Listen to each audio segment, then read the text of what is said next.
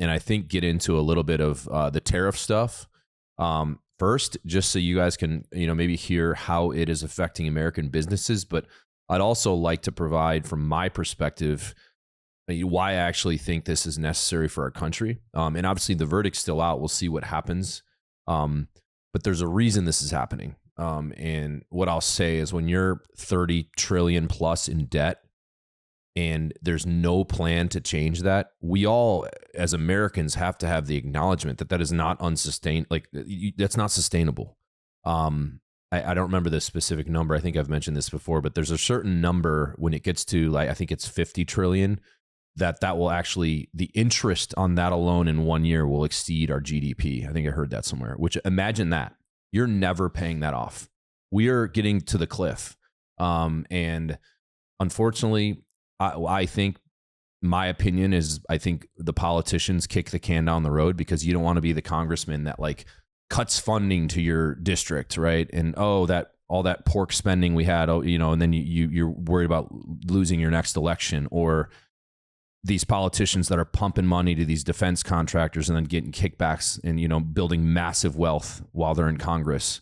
And this is true for both sides. So I think the people that are driving the car that are taking us off the cliff have a parachute on, and they know they're going to jump out anyway if it gets to that. And we're all going to suffer from that, because we're all, clipped in the backseat, unable to get out. So I just think, as a country, we have to have the acknowledgement. Okay, imagine if you were maxing out your credit card every single month with no plan to pay it off as a parent. You would never do that. But if you knew, okay, a year from now, I'm giving this debt to another parent, of course you're going to run up the credit card and you're going to live lavishly and do all these stupid things, because it's not actually going to be your problem. And I think the tariffs is one of the things that's at a basis is at the basis of this, is we're getting ripped off by all these countries, right? The American consumer is the most powerful consumer in the world by far, not even close. So why do all these, countries that have, brands being built and companies being built have such easy access to the American consumer? But then when American brands and American companies are made, why can't they take advantage of the international consumer, right? And in cases like China, it even gets worse than that, is that they actually will just knock off products, and there's no way to pursue litigation in China. It's lawless, right? So they wait for an American company to perfect it, and they say, "Oh, thank you," and they take it, and then they sell it on the the international market, and there's nothing you can't sue them. There's nothing you can do, and this has been happening for decades. So there's just a lot going on, and so why is it that Mercedes and BMW can come into the United States and there we go. Why is it that you can go down the road on Virginia Beach Boulevard and find a bunch of dealerships, Mercedes and BMW, and American consumers love those cars, but why do American auto manufacturers have difficulty then selling their cars in the international market? You know what I mean? Why isn't an even playing field, right? Because guess what? If there's less resistance or if there's less trade restrictions for American manufacturers to be selling in the international market, guess what that means? That means Ford is increasing their production facilities. That means the average wage of that worker goes up. You know what I mean? There's more jobs. Our country becomes more prosperous because we're able to capture the demand of the international consumer. And right now we're not able to fully do that because there's major barriers and there's unbalanced tariffs in place. Well, there was. So I think it's important to frame it up of I think especially the people that are super critical of Trump just thinks oh, he's been talking about this for years. In the 90s, he was talking about this because as a businessman, he's looking at this and saying, we are getting freaking ripped off. And he has a valid point. So I think something needs to be done. Obviously, it's making everyone a little uncomfortable. It's affecting the markets. Fortunately, they've rebounded quite a bit. So hopefully the panic has worn off a little bit. But there are some harsh realities that, hey guys, we might have to kind of take our medicine here and rip the Band-Aid off on some policies that have been absolutely horrible over the last 20 or 30 years.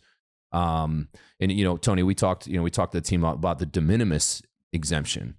So for those listening, the de minimis thing was, I think this changed, I want to guess 2020. I could be wrong, so fact check me, but it basically a rule that anything under $800 doesn't get taxed from these countries. And I think it was like 200. It was less, and they raised it. Well, as soon as they raised it, like all these savvy people realize, okay, there's a loophole here, because all these companies that are selling mainly direct to consumer, like we are, all right, here's what we're going to do. We're going to set up fulfillment hubs right across the border in Canada and Mexico. And we're going to send all of our inventory from China to this place. And then when someone goes on our website, our American website, they're going to place their order.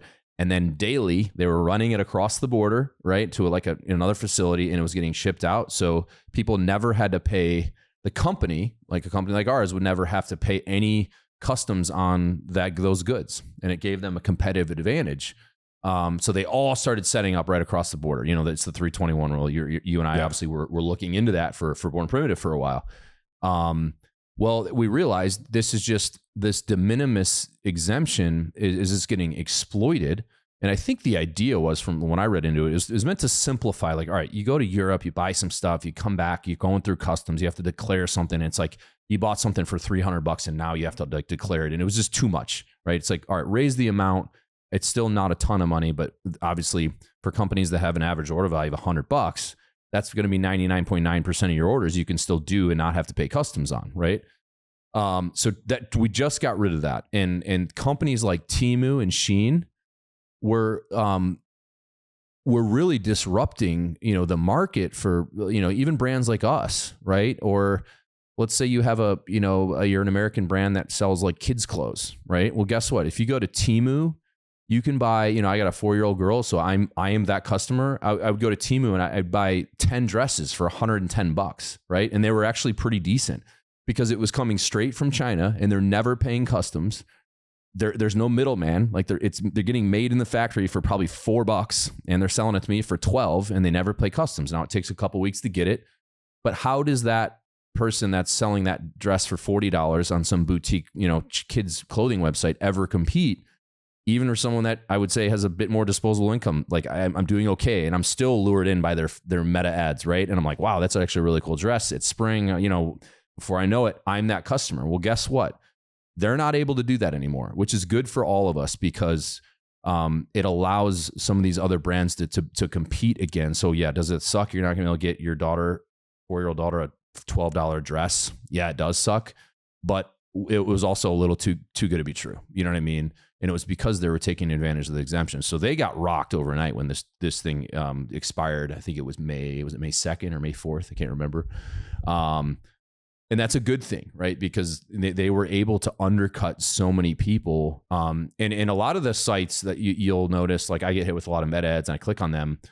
A lot of them look American. But for me, obviously, owning, I can, there's little things like with the language and the product description. I'm like, okay, this is one of those China brands that looks like is trying to look American. But a lot of those brands are really exceeding and doing well. So that makes it harder for regular brands that are doing it the right way to succeed. So I kind of want to frame that up, that I think this is necessary. And for us, obviously, it's a bit of a challenge because a lot of our stuff does come over there from over there. But the good thing is, we've already been positioning ourselves to maneuver out of China. One, because, hey, we're this American brand. You know what I mean? We try to be patriotic. We support our military and first responders. Being honest, there is a bit of a disconnect there of like, okay, you're super patriotic, but then you're, doing business in China, which we've talked about, many times before. In the very beginning of running this company, you don't really know any better. And to their credit, the Chinese textile industry is incredible. You want to find any fabric on the planet, they have it, right? And if you get big enough that you get the good factories, the quality is unreal. So people have the perception, oh, everything made in China is crap. That's actually not true at all. They mop the floor with us in the United States. It's not even freaking close. If I were to try to get a sports bra in America right now, it would cost $45 to make it, and it would look like it was made from Walmart. And I that's just the truth. I wish it wasn't. I'm as American as they come. I have an American flag on my arm. That is the absolute truth. So anyone that makes that claim, they don't know what the hell they're talking about. And specifically, Tony, as as it gets more technical with cut and sew stuff, the more technical it is, the more advantage they have. If you want make a pair of straight leg blue jeans in the United States with no features, you can probably get away with it.